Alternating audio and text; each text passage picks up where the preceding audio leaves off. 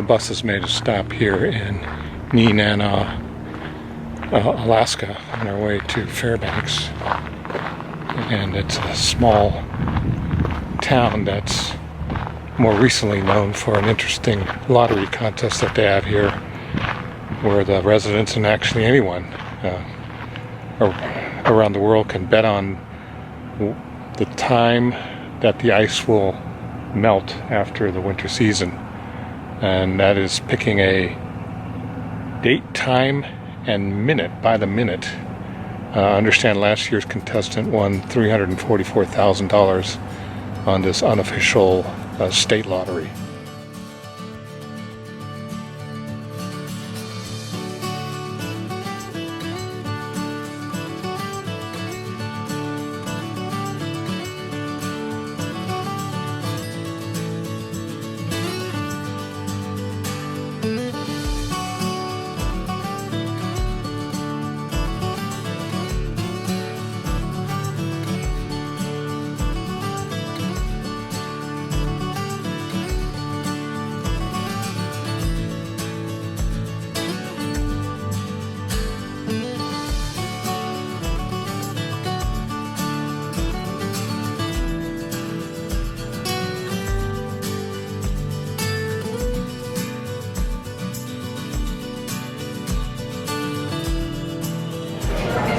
Okay, we're aboard the Prospector 3 in Fairbanks, Alaska.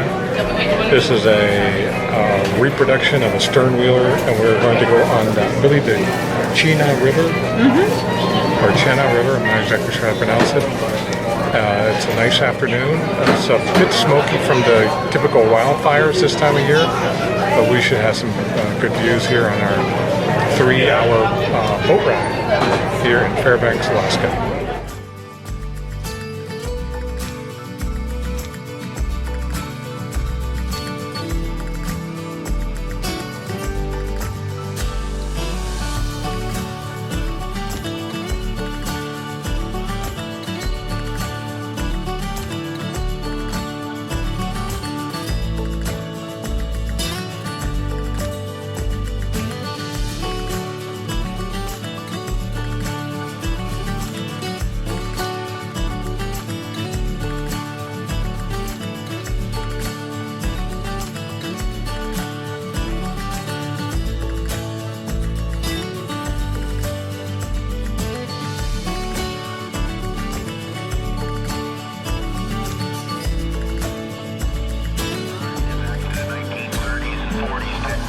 Very lightweight, versatile aircraft. It's real good for getting in and out of the remote area lakes and rivers when you see it here equipped on floats.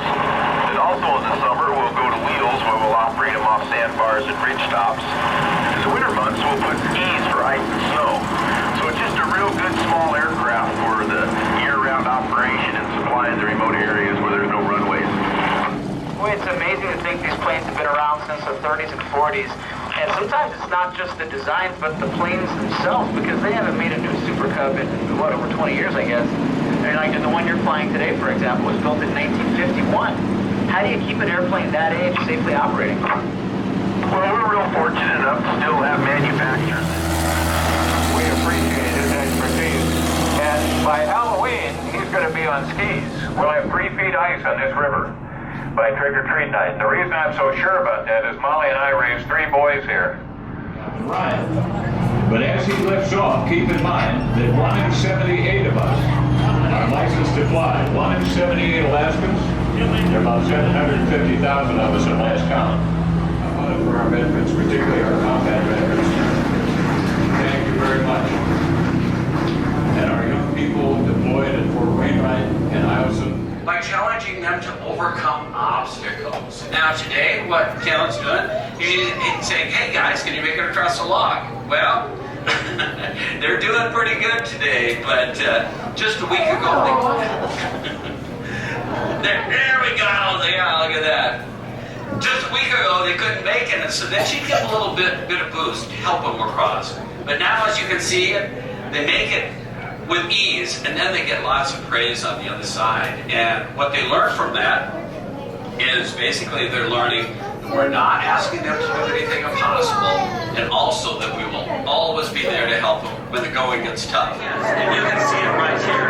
When you're hitching up a dog team, whether it's in the summer with a four-wheeler or the winter with a sled, you want to make sure it is secure. And so we tie the four-wheeler or the sled off to an anchor in the ground to keep us in place before we're ready to go. So I'm going to take off now, and I'm going to go for a little run around the lake. I've got a radio, I can give you a call, and it looks like it's going to be an exciting run. This is really a great team. Okay, now listen to what he says. He doesn't say much here, Huskies, on Sergeant Preston. We'll see. Hi! Hi? All right. There we go. Yeah, we say hi. All right. Now, the old French-Canadian trappers used to say marche. Remarkable when you consider the four-wheeler dog weighs over 600 pounds, and these guys make it look effortless. Eric and Waka. Waka. Well, welcome back, everybody. Once again, my name is Eric, and I am in Inupiaq. I was born and raised here in Fairbanks, but on my mother's side of the family, they're originally from Utqiagvik, which is also known as Barrow, and that's a coastal town at the very top of Alaska. Well, now, of course, we're from all over the place. Would you help us understand the layout here, the structures and so forth? Definitely. The fish camp you see here is very much like an Athabasca fish camp that you'd find along the Yukon or Tanana Rivers during the summer months. Each summer, families pack up and move about 20 miles away from the village to their respective family's fish camp. And now the centerpiece of this fish camp is going to be that fish reel. And the fish reel is a very efficient fish catching machine that allows us to catch enough salmon to sustain our families and dogkins in the winter months.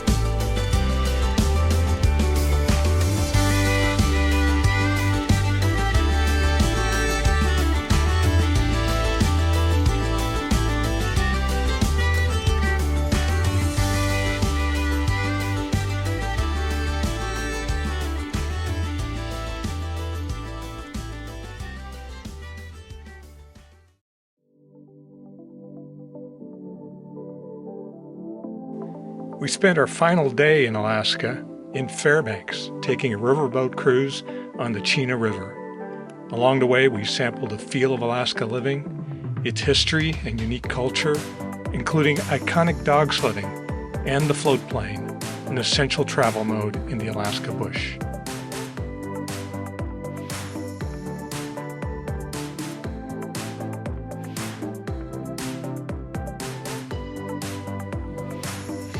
We have had an absolutely wonderful time experiencing the beautiful scenery and wildness of the Inside Passage. We have witnessed glaciers and snow-capped mountains and seen much wildlife along the way. Our visit and trek into the interior of Denali National Park in particular stands out as a highlight of our trip. We have fallen in love with Alaska, and we plan to return as soon as we can. Hope you have enjoyed this video, and through it, have encouraged you to come north to Alaska.